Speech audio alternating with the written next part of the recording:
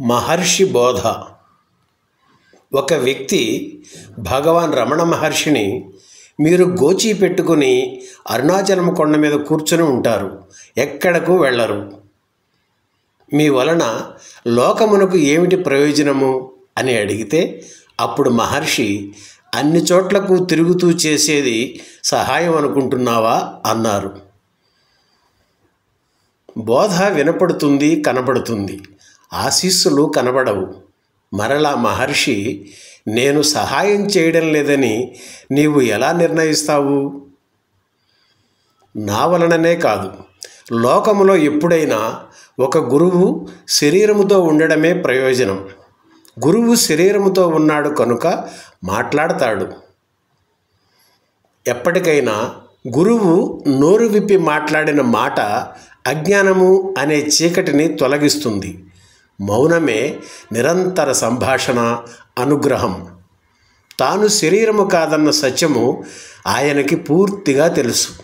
శరీరము పడిపోతున్నా, ఖేదపడుతున్నా సాక్షి మాత్రముగా చూసి తన కర్తవ్యమును నిష్ఠతో నిర్వహిస్తాడు. గురువు శరీరము పడిపోతే లోటు ఆయనకి కాదు, ఆయన అనంతత్వమును పొంది ఆత్మగా నిలబడతాడు.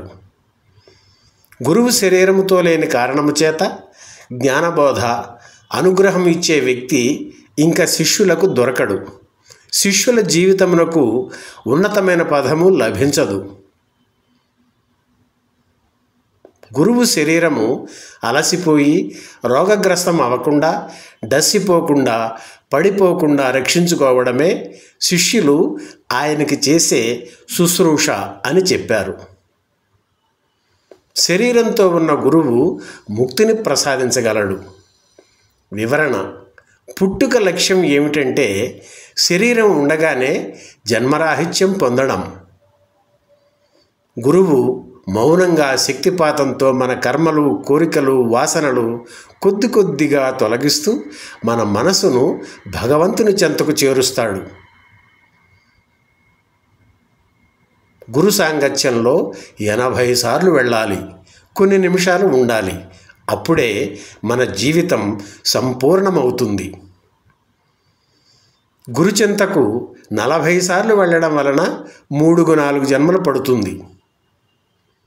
20 సార్లు వెళ్ళడం వలన 5-6 జన్మలు పడుతుంది. చివరికి శరీరం, ఆత్మ వేరు అనే అనుభవం పొంది దైవాన్ని చేరతాము. ఆశీస్సులు పొందిన వారిని గురువులే పిలిపించుకుంటారు. ఇది ఏ కాలానికైనా, ఏ జన్మకైనా ప్రతి ఒక్క సాధకుని మార్గం. అరుణాచల. ఈ వీడియో నచ్చితే లైక్ చేయండి, మీ ఆత్మబంధువులకు షేర్ చేయండి. మరిన్ని వీడియోల కోసం సబ్స్క్రైబ్ కూడా చేయండి.